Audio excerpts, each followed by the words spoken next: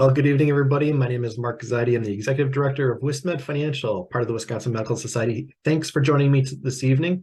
We're going to be talking about the Resident Financial Blueprint, all of those financial topics that you should be thinking of at this stage of your career. So let's take a look at the 9 areas that we're going to cover today. We're going to look at getting organized, budgets and cash flow, insurance, power of attorney documents, emergency funds, eliminating debt, the student loan landscape, which is a complete mess right now with what's going on at the Department of Education and the court system in Washington.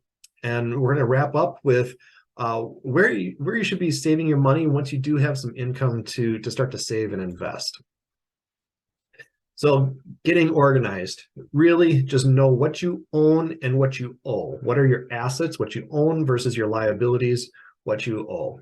Keep it simple. You just need to have a good grasp of what your finances currently look like. A good way to do that, especially on the liability side, is to download your credit report. So the Federal Trade Commission sponsors or endorses the annualcreditreport.com website. This is the website that you can go to to see your credit report from all 3 of the major credit reporting agencies, Equifax, Experian, and TransUnion. And basically what you're looking for on there are any open accounts in your name, especially if you don't recognize them. That can be an indication of some fraud. So open accounts that are in your name, closed accounts that you don't recognize, that's fine. But take a look at your credit report. Another good way to protect your identity and make sure you have control over your identity is to sign up for a login for the Social Security website. So even though you're maybe many, many years away from applying for any Social Security benefits, by having that login, now you are controlling access to your Social Security records versus somebody else. And again, going along those same lines of control your identity, let's make sure that we can prevent any damage from identity theft. The best way to do that is to actually freeze your credit reports. So again, the 3 major credit reporting agencies are Equifax, Experian, TransUnion. The 4th, little known one is Innovus. If you're going to freeze your credit reports, might as well do it at Innovus as well. The credit reporting agencies will offer something called a fraud alert. You can skip that. That's temporary protection.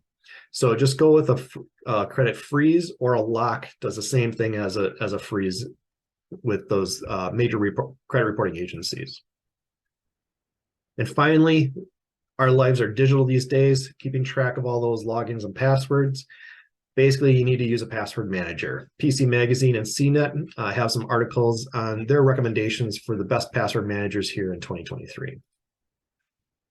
Now, once you have your finances organized a bit and controlling your identity, let's move on and create a budget. So I like to utilize what's called a zero-based budget.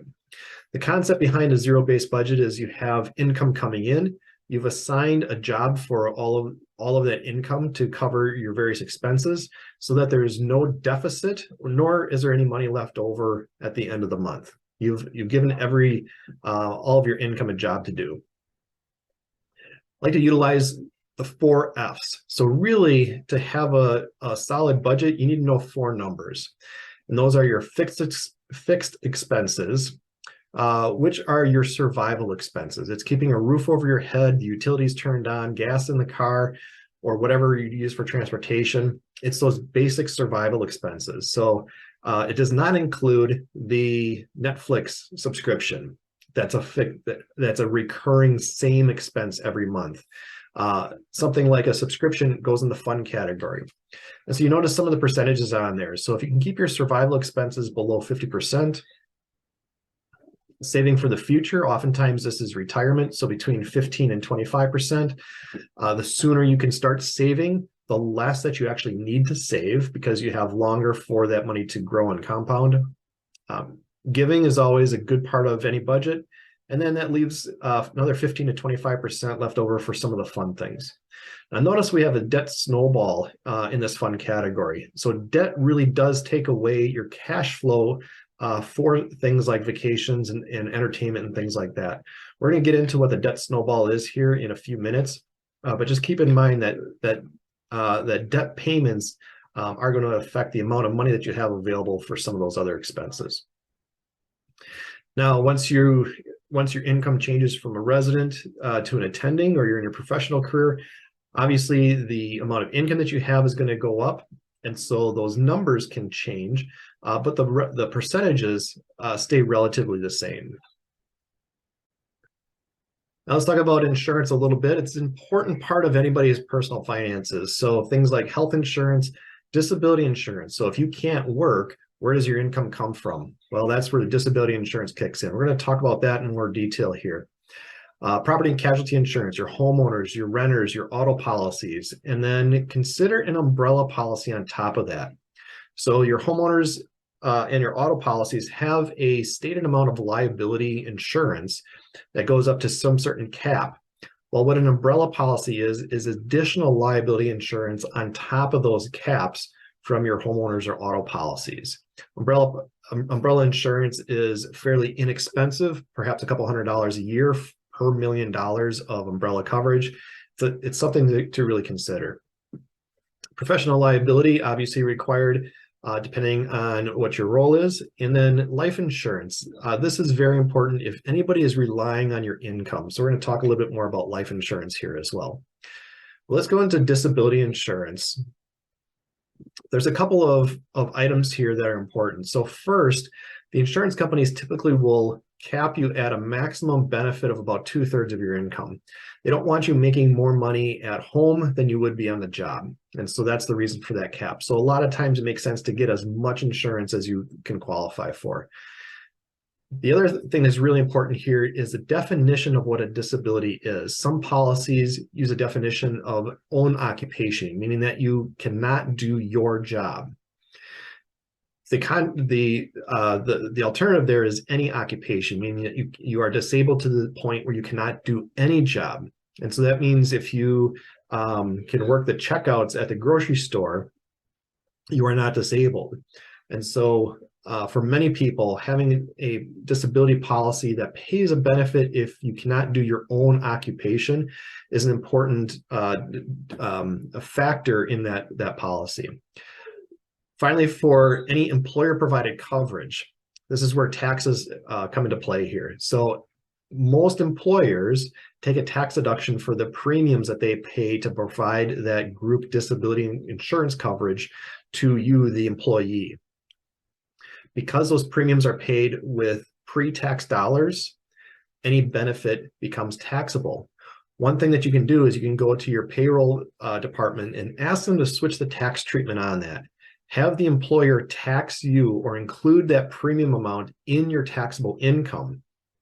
In doing that, when the premiums are paid with after-tax dollars, then the benefit becomes tax-free. So you may want to consider making that switch.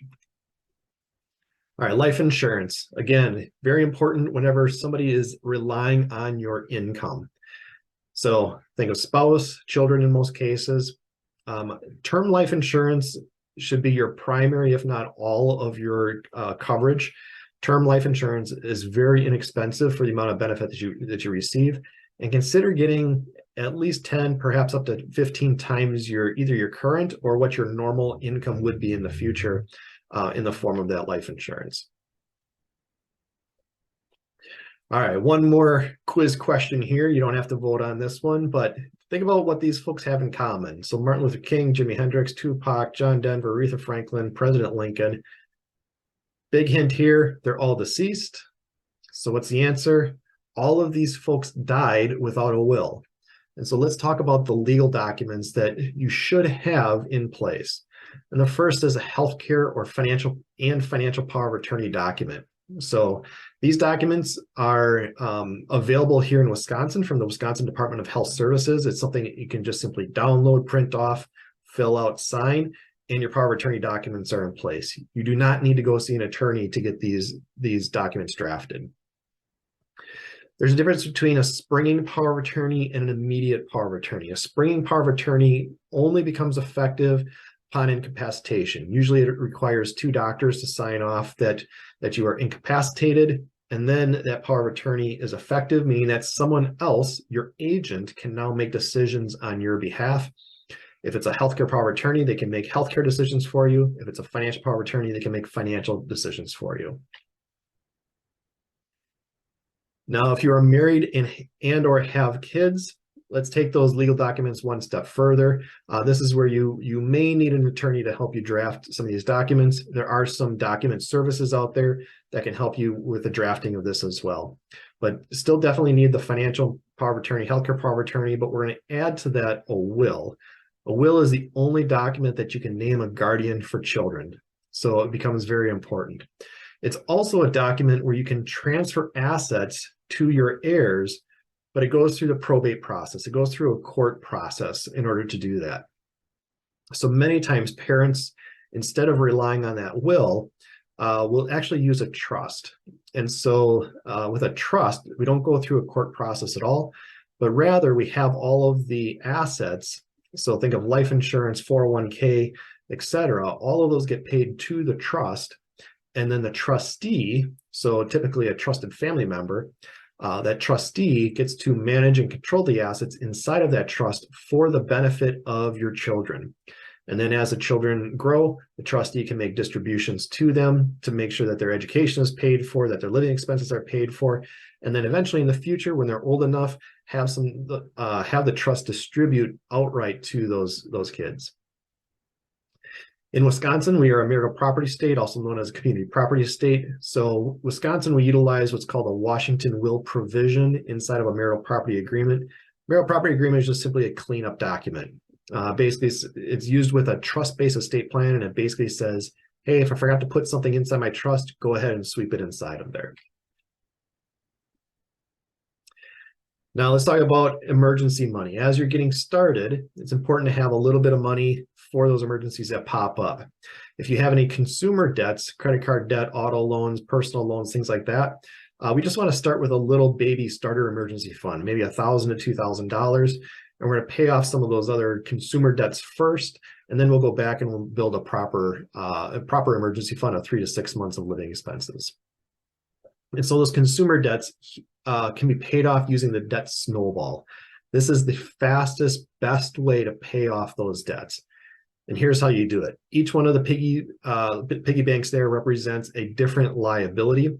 We're going to organize them from smallest liability down to the largest liability. We're going to make minimum payments on all of them except for that smallest liability balance. We're going to put as much cash as we can towards paying down that small debt. Once that one is paid off, now we can add that payment from debt number 1 to the minimum payment that we were making on debt number 2. Once debt number 2 becomes paid off, now we can take the payment from debt number 1 and 2 and add it to the payment that we were making on debt number 3. And so this is the debt snowball where we roll down those payments until all the debts are paid off. Now the sister to the debt snowball is the debt avalanche. It's the exact same strategy. The only difference here is we're organizing the debts from highest interest rate down to lowest interest rate. Otherwise, the payment strategy is exactly the same. And so many people ask, well, which one should I use? Should I go the snowball route? Should I go the avalanche route? This is kind of like fruits and vegetables. They're both good for you. So whichever one that you prefer works just fine.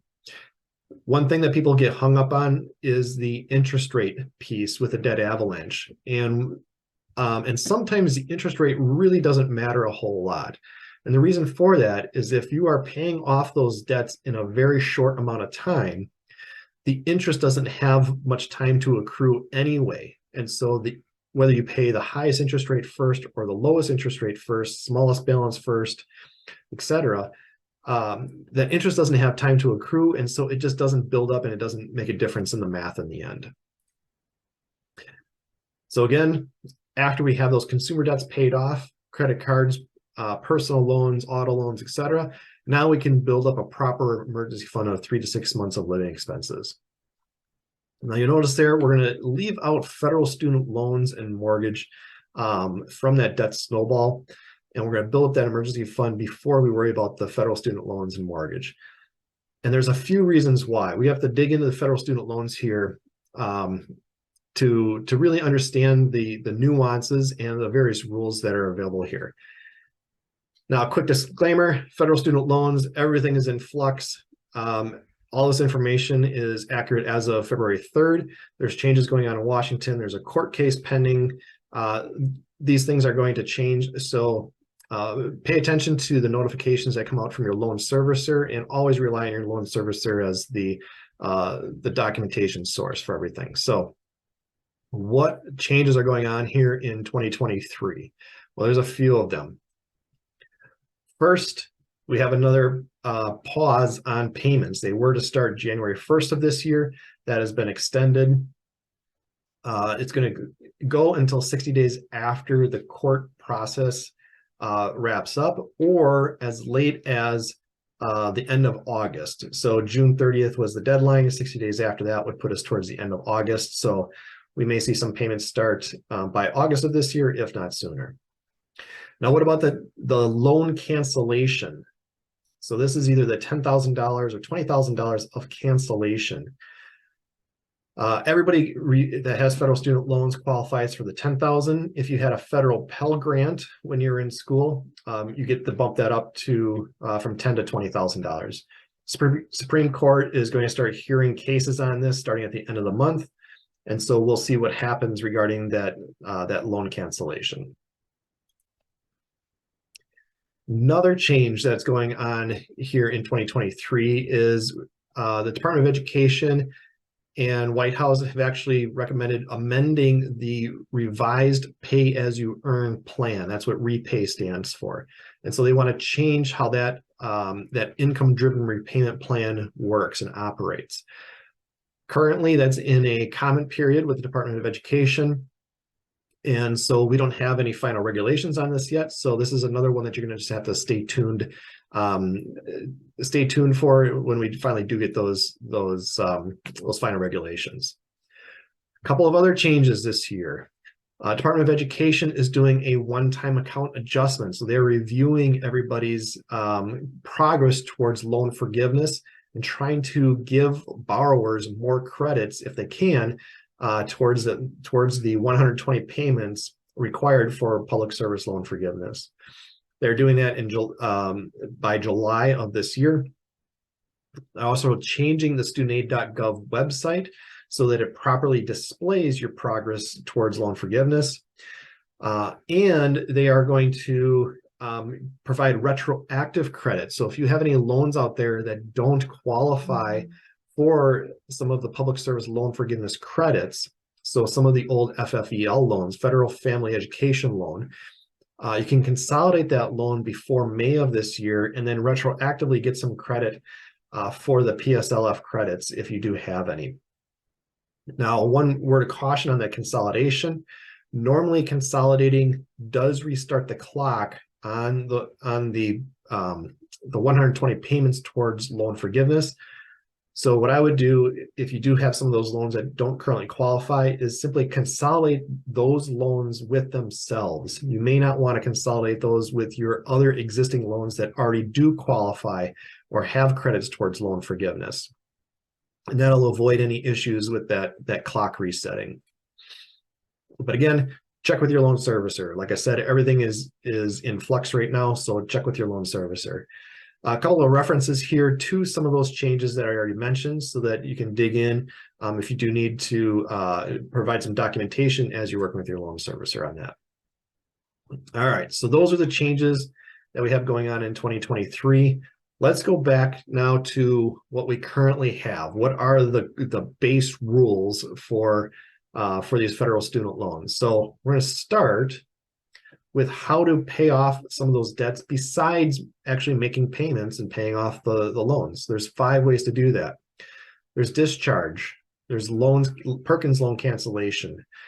There are loan repayment programs, so other people's money being used to pay down your loans. And then 2 different loan forgiveness programs, one for anybody to use, and then one for folks that also happen to be working in a nonprofit or government, so public service loan forgiveness. So we're going to dig into each of these.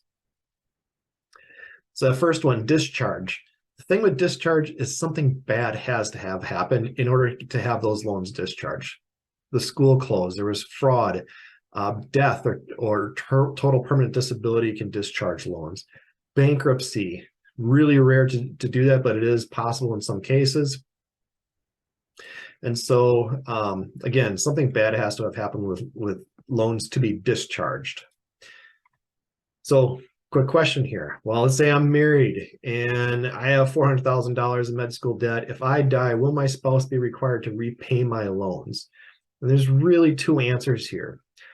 First answer is no. If I have federal loans, those are discharged upon death. My spouse is not responsible for repaying my federal loans if I die. Those federal loans die with me. The second answer is if I have any private student loans, well, probably or possibly that debt will be included in my estate. So check the loan document on any of those private student loans to see what the treatment is there. If you do have a bunch of private student loans that stick around and are payable by your estate, one way to take care of this is just make sure you have a term life insurance policy that can be used to pay off those loans so that your spouse doesn't have to deal with them. All right, second way to pay off those loans, Perkins loan cancellation. Normally this doesn't apply to physicians, but if you're married to somebody who's in a service role, so think of teachers, firefighters, police officers, folks that are in those types of jobs, may be able to get Perkins loan cancellation. So while it may not help you, perhaps it helped your spouse. All right, third, now we have some repayment programs. In other words, using other people's money to pay off your loans. So HRSA has a search tool where you can search based on the state that you are working or living in to see what sort of programs are available that might be utilized to help pay off your loan balance. Likewise, AAMC also has a search tool. You can search by state to see what's available out there. And so I've got a couple of examples of some of these repayment programs. So NHSC provides for, they're trying to encourage providers to work in rural areas. And so folks that do work in these underserved areas can qualify for some of these loan repayment programs. Here's another example, Indian Health Service. If you're working with the Native American population on reservations and helping in their health system, you can qualify for some of their loan repayment programs. In this case, this one is up to $40,000 for folks that practice for 2 years. And you'll need to see if in the area that you're working in, if that loan repayment program applies to you.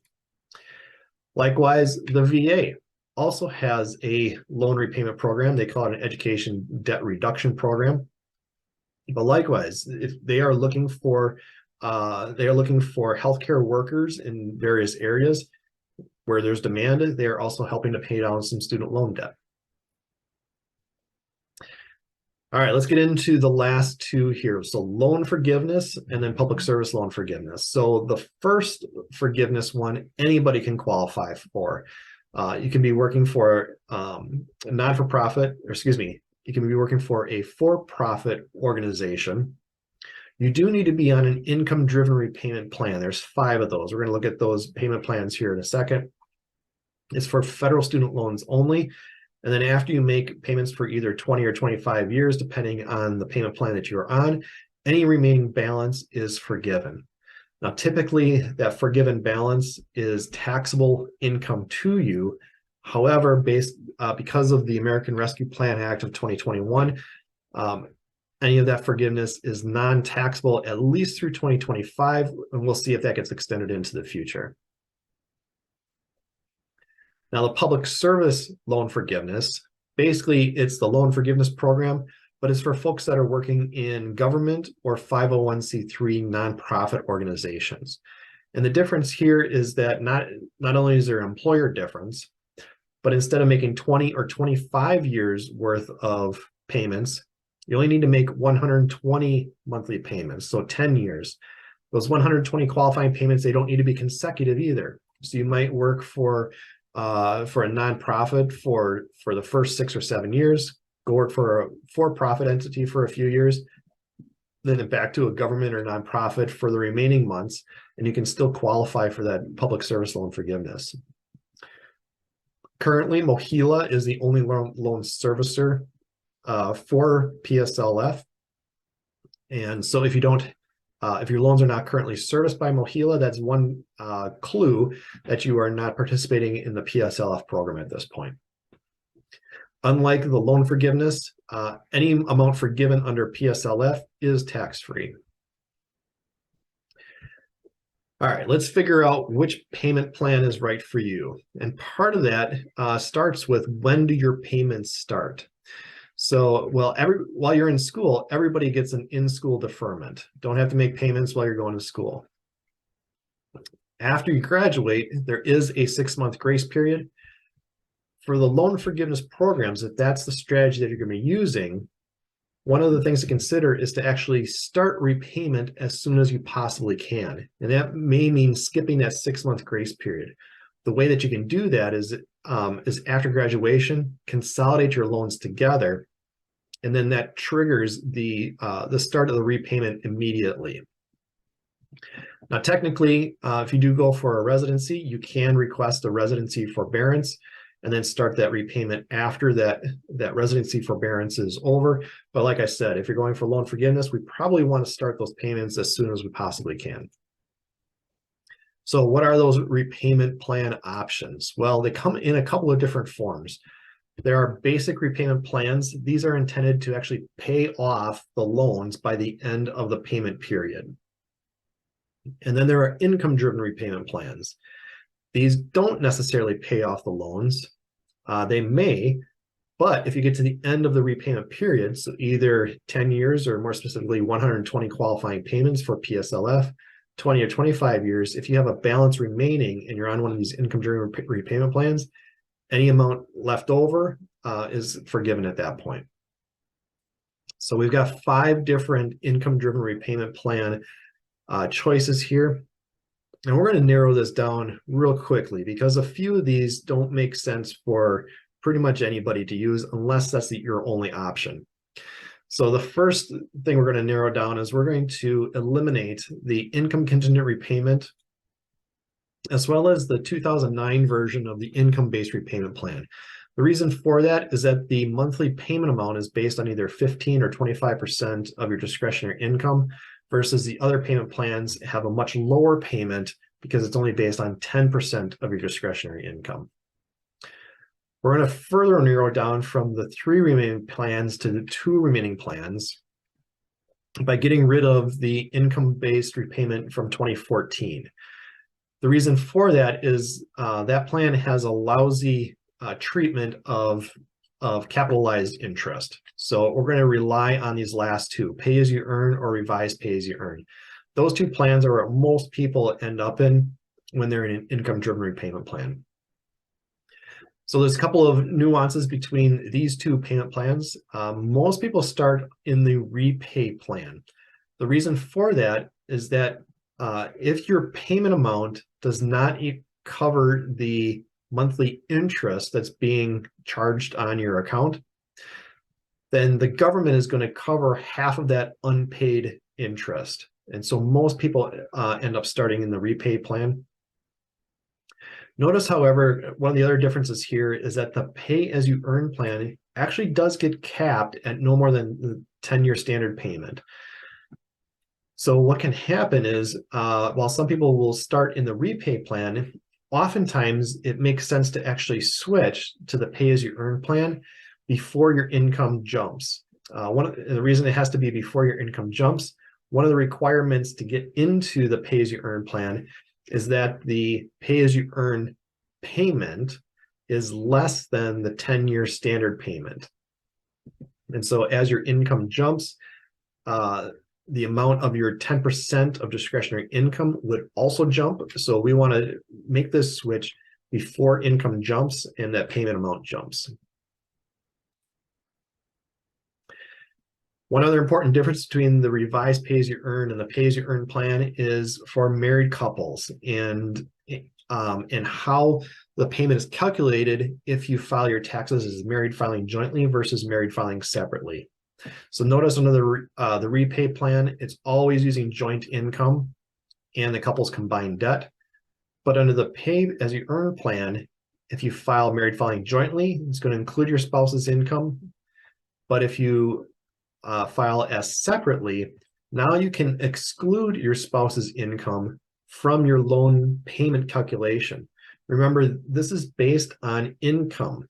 And so if we exclude your spouse's income, or more specifically in Wisconsin, because we're a community property state, if you are the only income earner in the household, half of your income would now show up on your spouse's tax return, half of your income shows up on your tax return.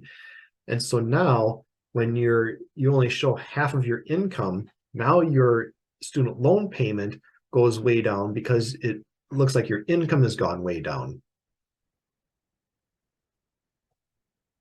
So how is that loan payment amount actually calculated? Well, it's based on federal poverty guidelines. And so we need to find out what is discretionary income. Discretionary income is the amount of your income that exceeds 150% of the poverty level. So here's an example. So for somebody who is single, 150% of the federal poverty guideline this year is $21,870. So in other words, discretionary income is only the income that they earn that exceeds $21,870. So let's say that you are earning $65,000 a year. $43,130 is the amount of income that exceeds $21,870. That's your discretionary income. 10% of that is $4,300. Divided by 12 to come up with your monthly payment amount of $359 in this case. Now, what about this new payment plan that's coming, or more specifically, amending or revising that revised pay-as-you-earn plan? What are those changes potentially? Well, first is it's lowering the amount of discretionary income that can be used to make the payments. And so it's being stated as 5% for undergrad loans, 10% of discretionary income for grad loans. In addition to that, instead of using 150% of the federal poverty line as being non-discretionary income, we're going to increase that to 225%. So in increasing it from 150 to 225, now the amount of discretionary income just shrank and became only those last few dollars of your income that you had earned. And so that's going to reduce the required monthly payment for most people. Finally, one other little change there is that you ended up borrowing less than $12,000, regardless if you are working in a government or 501c3 towards public service loan forgiveness. You can actually have your loans forgiven after that 10-year period, even if you're working for a for-profit. Now, what about that married filing joint, married filing separately? Is that going to change under this amended plan? I don't know. We're going to have to wait and see what happens here in the future. So let's take that loan calculation one step further. Here's the $359 monthly payment that we had before. Here's that same calculation, assuming that these are all undergrad loans. And so first off, you'll notice same income, $65,000. However, what's considered discretionary is much less now because we're protecting 225% of the poverty level rather than just 150. And so you see the bottom line there, $134 per month is going to be the payment under that new proposed plan. And so I think a lot of people may be drawn to that in the future. But again, we're gonna have to wait and see what the final regulations are on that income-driven repayment plan.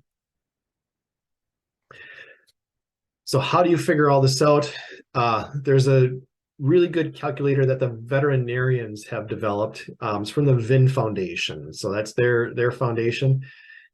What you can do is go to studentaid.gov, log in there. You're going to click on the view details area. And then from there, you're going to download my aid data, and you're going to receive a text file, mystudentdata.txt file from the studentaid.gov website.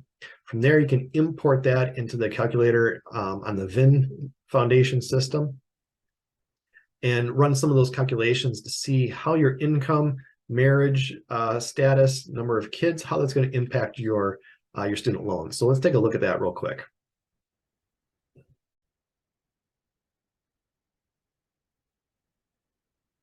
All right, first thing you're going to do is head over to the top tab here, My Student Loans. And with that, you're going to be able to upload your mystudentdata.txt file that you got from studentaid.gov.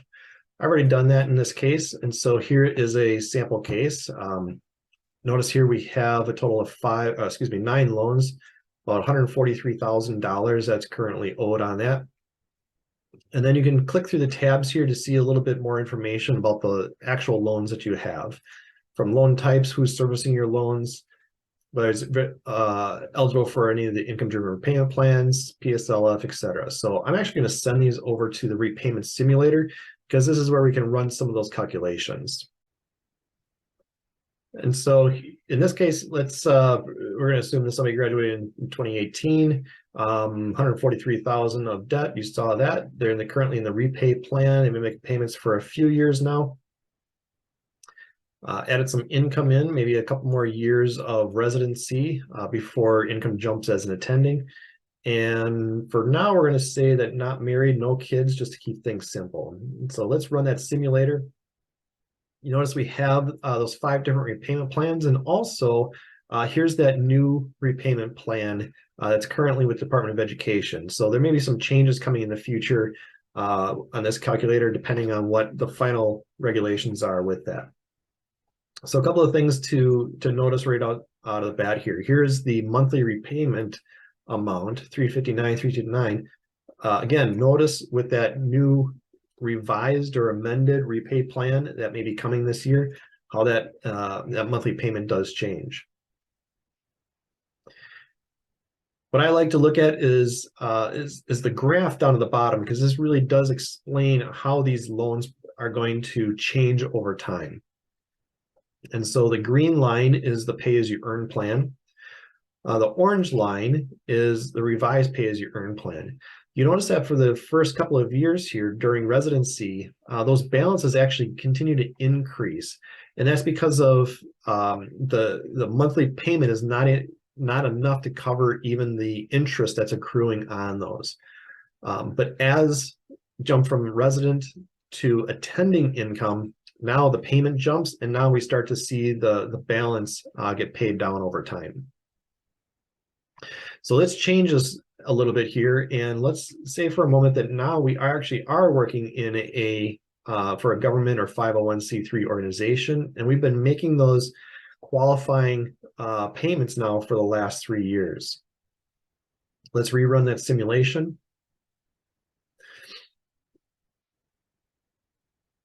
And you'll notice what happens here on these graphs. All of a sudden, these lines end after the end of those 120 payments. So that amount gets forgiven. In this case, well over $100,000 in the pay-as-you-earn plan. Under the revised pay-as-you-earn plan, it's about $62,000 odd dollars that are forgiven at that point.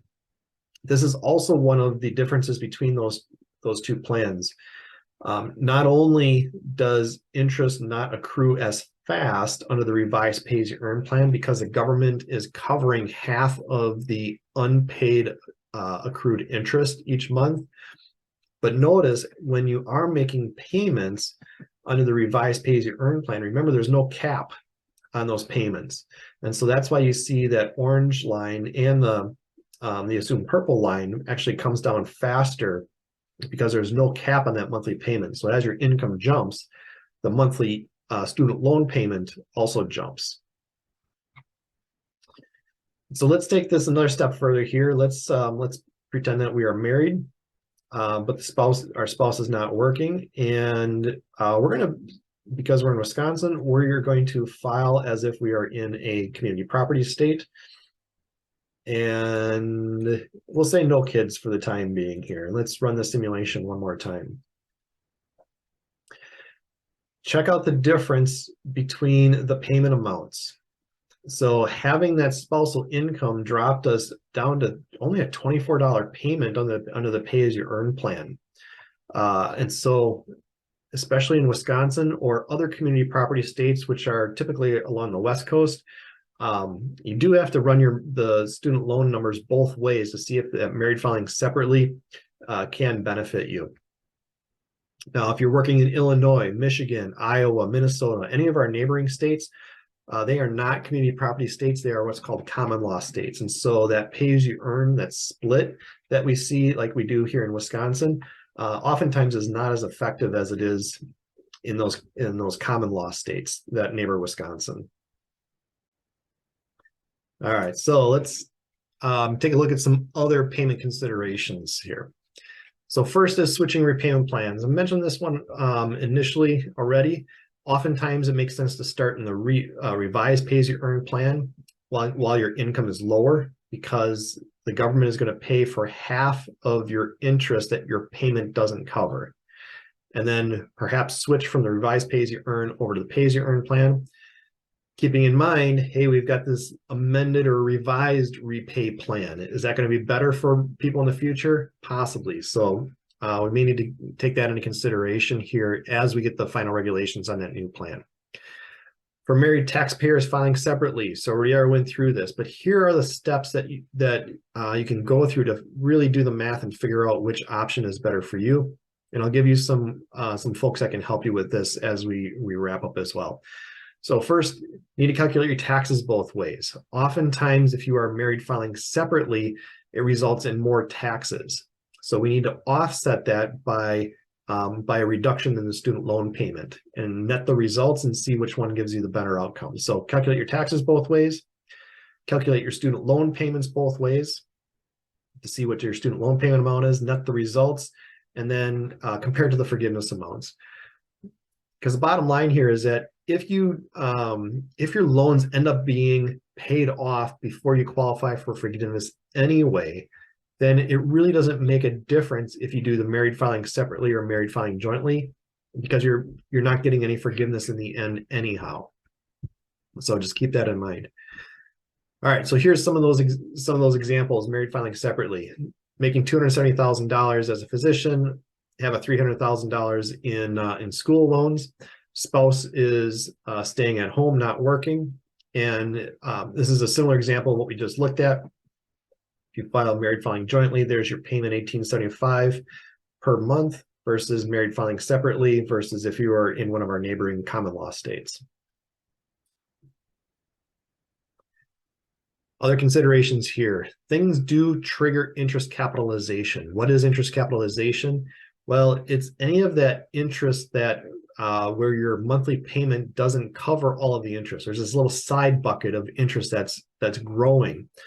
And so any of that unpaid accrued interest, when you switch between payment plans, when forbearance ends, that unpaid accrued interest in that little side bucket gets capitalized. It gets added on to your principal balance when these events take place. Now, one of the features of President Biden's new revised the amended repay plan is to eliminate the balances growing beyond what was originally borrowed. So is that going to change how interest capitalization is treated? I think it will. Again, we need to see the final regulations on that. So what are the steps that you should be taking today? One, update your contact information with studentaid.gov as well as your loan servicer. There's lots of changes coming. You want to be notified when those changes occur, and also pay attention to those notices as they come, especially this year, because there are so many changes. Use the PSLF help tool, is what that should say on there, at studentaid.gov, and that'll help you to fill out the proper paperwork. It'll also give you clues as to any strategies that you should be using with your student loans. So the PSLF help tool at studentaid.gov is really a useful tool to get to know. Consolidating any loans that you have that are ineligible for loan forgiveness before May 1st of this year so that they become eligible. And then again, consider switching between those two payment plans from repay over to pay near the end of residency. However, again, we need to wait and see what the revised or amended repay plan looks like. It may be worthwhile to just simply stay in that repay plan going forward. All right, another big hint. When you do loan consolidation, so for example, graduate from school, and then you do that initial loan consolidation so that you start repayments immediately and skip that 6-month grace period, it's probably worthwhile to actually do 2 loan consolidations. One with loans that have higher interest rates, one with loans that have a lower interest rate. The reason for that is now, if at any point you decide in the future that, gosh, you know what, I want to refinance my higher interest rate student loans into a lower interest rate private loan, now you get the best of both worlds. You can keep your low interest rate federal student loans and then only refinance your high interest rate federal student loans into a private loan. If you consolidate all of them together into one loan, you lose the ability to pick and choose which loans that you want to refinance. Some general rules of thumb: if your debt to income ratio is less than 1, probably going to be paying off your loans before you qualify for forgiveness. Again, we'll see if this new payment plan upends that general rule of thumb, but in general, if let's say you have $150,000 worth of loans and you're making $200,000 per year, that's less than 1, probably going to be paying off your loans before you qualify for loan forgiveness. Again, be careful with consolidating loans because of restarting that 120 payment PSLF clock. And who can help with this? I think that's the main point of this slide. Talk with your loan servicer. They should be giving you proper guidelines and help with your student loans. Talk to your financial aid office. They can help with this. Talk to a tax preparer or financial advisor. Some of them are knowledgeable with federal student loans, can help with this as well. All right, so let's switch gears and talk about investing now. So we got the loans under control. We want to start saving for the future. There is a priority order of which accounts do you save in first, second, third, and so forth. And it really comes down to which accounts give you the best tax benefit, as well as other benefits. So for many people, if you are employed, your employer may provide some kind of a matching contribution. Let's get the maximum match.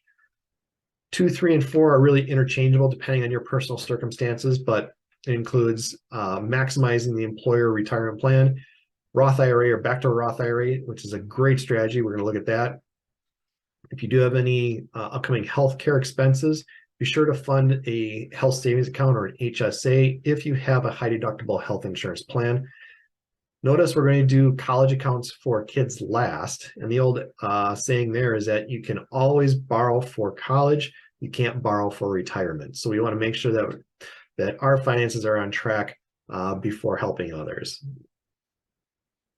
So here are some of the maximums for those accounts this year. $22,500 for a 401k or 403b. If you happen to be over age 50, it's a little bit higher. And then for that Roth IRA or Backdoor Roth IRA, $6,500 or $7,500. And then also HSA has got some limits as well. So let's go into this Roth strategy a little bit more here.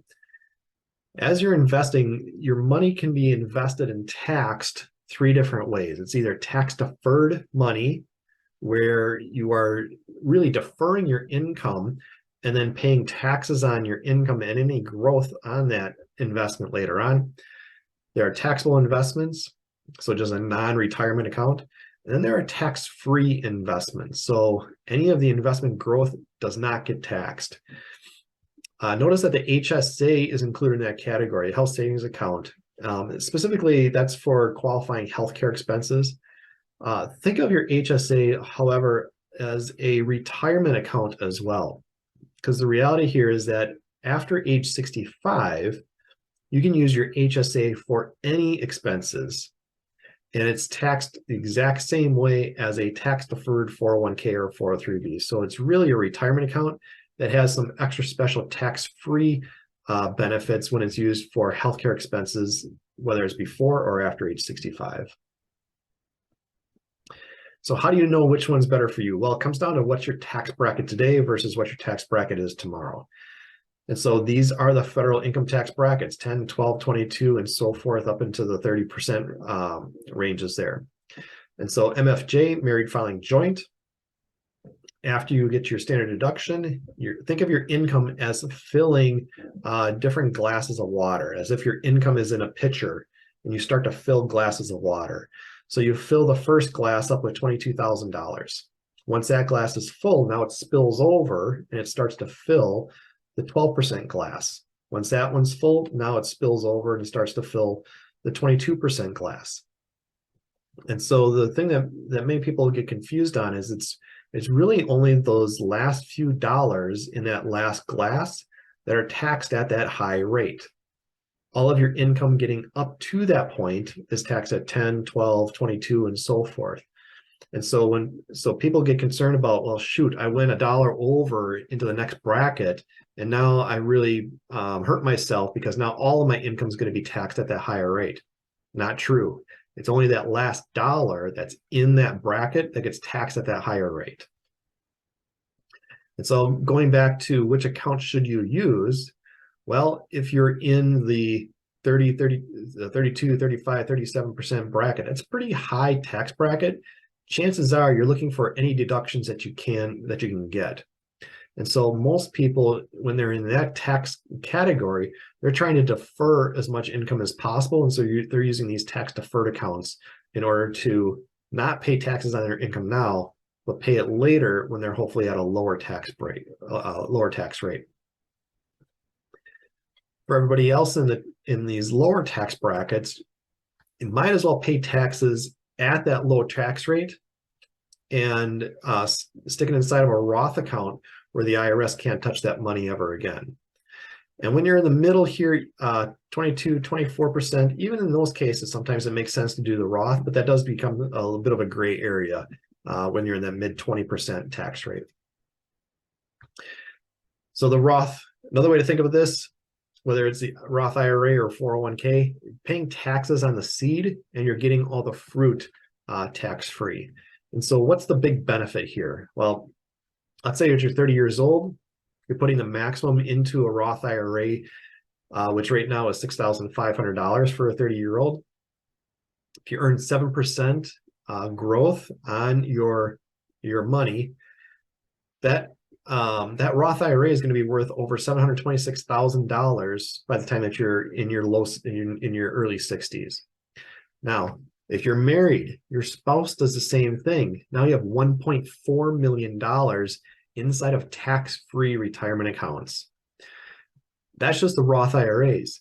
Add to that some 401k or 403b balances, and you can easily be a multimillionaire. It just takes time, consistent savings and investing, and letting that money compound, and you can have millions and millions of dollars available for you when you're ready for retirement. Now, here's the issue with the Roth IRA. When people have too much income, they are prohibited from making a contribution to a Roth IRA directly. And that's where the concept of this backdoor Roth IRA comes in. So here's how high income people make those Roth IRA contributions. First, we make a traditional IRA contribution. Anybody, no matter their income limit, can make a traditional IRA contribution. Once the money is in an IRA, now we transfer it, or more specifically, do a conversion, which is just a fancy type of a transfer of the balance from the IRA over to the Roth IRA. Again, anybody, no matter what their income, can do those conversions. And so in this two-step process of IRA contribution and then conversion to a Roth IRA, that's the backdoor contribution that higher income folks can make. Now, notice the asterisk there on that conversion. If you do have any existing IRA balances, traditional IRA, SEP IRA, simple IRA, we do need to clean those up first before we can utilize this backdoor Roth IRA strategy. All right, so you got your account now. You got your 401k, 403b, Roth IRA or backdoor Roth IRA, and now we need to actually invest inside of it, because those accounts, 401k, 403b, Roth IRA, those are just containers that we're putting money into. Inside of those containers, now we can purchase stocks, bonds, mutual funds, exchange traded funds and that's going to determine what the rate of return is on the investment. So mutual funds and exchange traded funds work very, very similar to each other. the whole idea with these is that you buy one share of the fund, and now you get lots of tiny little slices of stocks or lots of different bonds for every share of the fund that you that you own. Here is an S&P 500 exchange traded fund. Notice here, one share of that fund, you get a little bit of Apple, a little bit of Microsoft, a little bit of Amazon, Facebook, etc. Now, what's also important is what's the mixture? What's your asset allocation of stocks to bonds? And so this chart is a couple of years old, but I like to use this one is because it points out, especially in March of 2020, you notice that this dark blue line, which represents the US stock market, stocks really dropped in March of 2020. That's when COVID started to really take place here in the US, and stocks reacted pretty negatively at that time. The light blue line underneath is the US bond market. And so what you'll notice is that stocks are where the growth comes from, but it's also where a lot of the risk comes from, at least relative to bonds. Bonds, much slower growth, but much more safe than stocks, especially during these times of volatility like we saw. So let's put the odds in our favor when we're investing. So what this chart looks at is each box represents a year when stocks are either positive or negative for the year. So blue boxes are positive years for the stock market, red years are negative. About 3/4 of the time, the stock market is positive year over year. But we as investors don't necessarily do as well. We get caught up in our emotions. And so the average John Q investor out there actually does worse than the overall market. And that's because emotions jump in here. Here's what happens. They see the stock market going up. They say, I'm missing out. Everybody's making money. Get me in. I want to buy now. I don't want to miss out. But then as things come down, fear kicks in. Get me out of this. I don't want to lose everything. And so, following the emotions, what tends to happen is we end up buying high and selling low, which is the exact opposite of what we want to do. We want to buy low and sell high. And so removing emotion from investing as much as possible helps to make us better investors. All right, I'd like to share a couple of bonus topics with you today. I think these are just fun things and interesting things. I hope you think that they're interesting as well.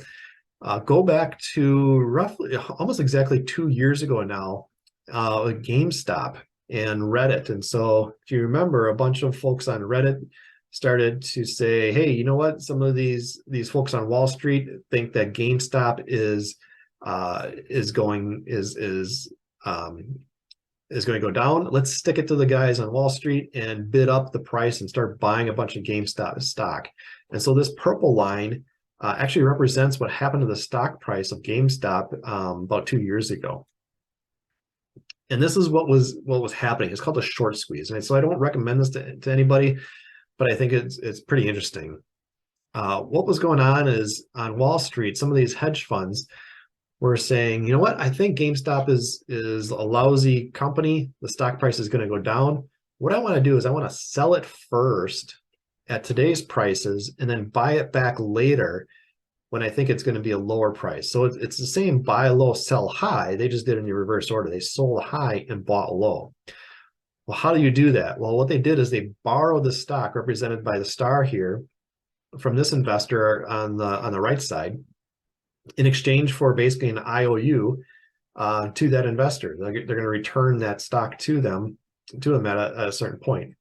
Hedge fund sells the stock to this gal in exchange for payment. And so now they have sold that stock. But what happened was folks on Reddit bid up the price of stock. That hedge fund has to return that